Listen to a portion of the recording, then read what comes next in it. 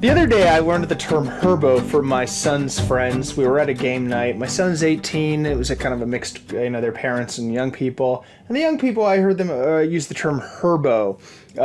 And I asked what it meant. And they explained to me that Herbo is the feminine version of Himbo. Now, my first thought naturally was, but Himbo is a derived masculine form of Bimbo. Apparently not. A Herbo is... and here's the Urban Dictionary definition, always reliable. A Herbo is the female version of the male Himbo, not to be confused with the root term Bimbo, which is classically defined, as an attractive but dumb woman. Herbo is defined as a woman who is attractive and strong, while also being a bit of a ditz. Now, as a linguist, I love this term Herbo because it illustrates several modes of derivation.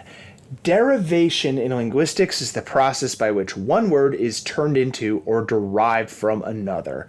The formation of a word from another word or base, as for example by the addition of a affix. An affix is the generic term for a prefix or a suffix.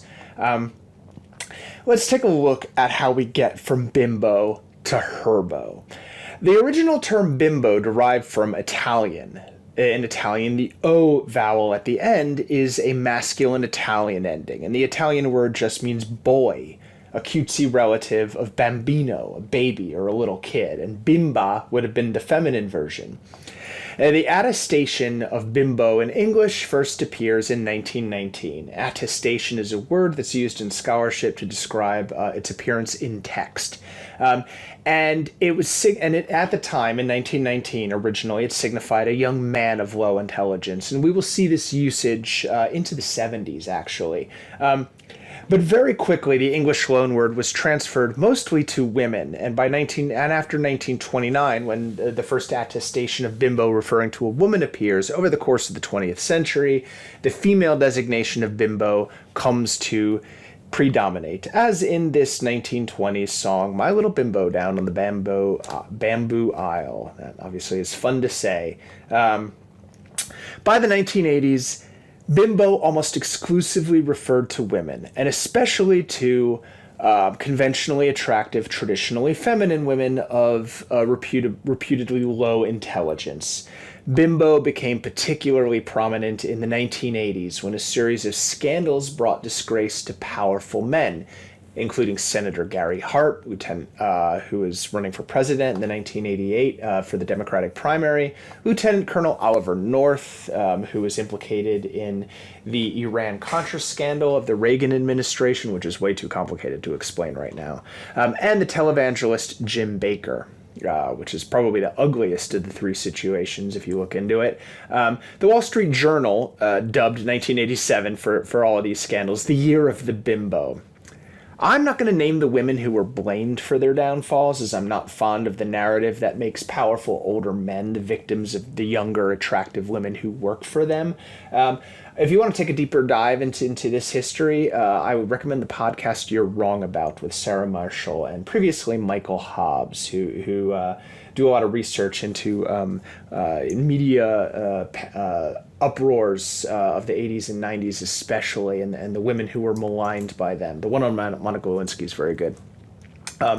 Apparently, 2007, according to the New York Post, was also the year of the bimbo, owing to the public antics of celebrities like Paris Hilton and Britney Spears. But that period was the heyday of a certain kind of toxic celebrity tabloid culture, which was misogynistic in its own way, as the bimbo panic of the 1980s. I learned in the process of reading up for this video that there has recently been a kind of, reclamation of the term bimbo as a positive identity, entailing warmth, kindness, and tolerance, along with the hypersexualized ultra-femininity and intellectual simplicity that bimbo has denoted since at least the 1980s.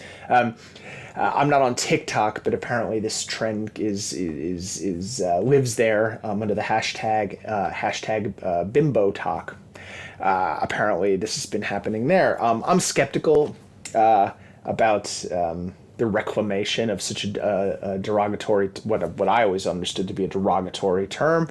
But, I'm old, and my focus here is on linguistics. And in linguistics, this semantic drift away from negative connotations towards positive connotations is called amelioration. Another example of amelioration is the word nice, which once meant foolish, but now means pleasant or kind. The opposite of amelioration is pejoration, as in the case of the word silly, which once meant holy or innocent, and now means goofy, foolish, childish, ridiculous. I also learned, while reading up on this, about something called bimbofication, which is another example of a derivational process of adding affixes. In this case, I bet you thought I was going to take that in a different direction. As in this case, the suffix fication from Latin facere, to make or cause to become, as in factor or factory. I wish I had not Googled this term on my work Wi-Fi. Please trust me, HR. This was for linguistic research. That is all I have to say about bimbofication, because now it's time to talk about himbos. Now, himbo is first attested in 1988 as a specific kind of derivational compound called, and I love these, a portmanteau, a blending of two stems like brunch or smog or motel, from breakfast and lunch, smoke and fog, and motor and hotel, or more recently like bromance, right, from bro and romance. While himbo was originally just a male counterpart to the bimbo, the shift from feminine to masculine came with some other shifts. A himbo, according to the Urban Dictionary, is a dumb or naive man who, despite looking like an asshole Chad, and that's a whole other can of worms, is actually sweet, respectful, and kind. Typically large, beefy, and relatively handsome, but friendly.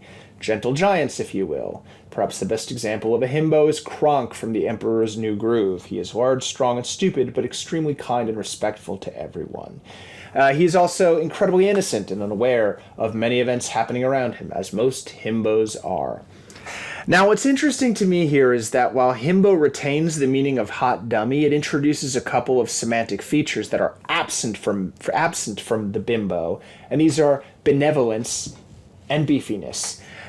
There is a feminist reading here. The bimbo used to be a kind of seedy, potentially destructive character, especially from a patriarchal worldview in which men are the main characters of life, and a beautiful woman is dangerous, right? Especially given a kind of Christian ethos in which women who embody sensuous pleasure are considered an obstacle to a virtuous life, as this art here of Adam and Eve illustrates. From 1949. Also from 1949 is this still from the Cecil B. DeMille biblical epic, Samson and Delilah. Samson of the Bible, the book of Judges, is a classic himbo. Beefy, kind, benevolent mostly, and gullible. One lesser-known story, and we know that he was very easily tricked by the seductress Bimbo, probably not, Delilah, into betraying the secret of his strength to the Philistines who captured him. One lesser-known story about Samson in the Bible is he comes when he's young across a lion carcass and rips it open and finds a beehive inside it and scoops out and eats the honey. And there's a saying in there about from strength, sweetness. This encapsulates the himbo: simple, sweet, and swole. Aside from all the gender studies stuff about the values that get packaged with masculinity or femininity, I do love the term herbo because of the layers of derivational processes it illustrates. In the Italian, the stem of bimbo would be bimba, with the O as a masculine ending. The portmanteau form of himbo lends itself to reanalysis, with him as one of the stems, possibly an affix, to bound stem bo. A bound morpheme is a root that can't be a word on its own, like the ruth in ruthless or the couth in uncouth. But now, unlike ruth and couth, bo has become what's known as a productive morpheme, a morpheme that can actively be used to create new words in new combinations, and with a wide range of other morphemes to form new and meaningful words, like, for example, the productive suffix that turns a verb like teach or game into a noun like teacher or gamer. Thus, we not only get himbo and herbo, but thembo, a non-binary person who is big, dumb, sexy, and strong.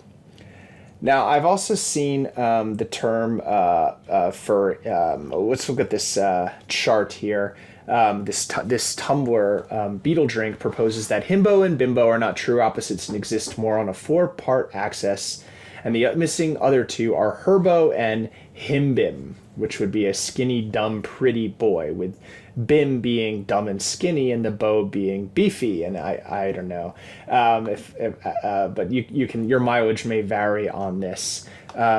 I've also seen the word bim boy used instead of him bim, but I'll leave it to you to figure out which scheme is more consistent. I just love Herbo because I got to talk about a lot of linguistics words and just take a little dive into the weird minutiae of modern youth culture. Thank you for watching. If you enjoyed this tour of some linguistic processes with some asides on cultural and gender studies, like and subscribe, and maybe I'll make more content like this. Thanks for listening.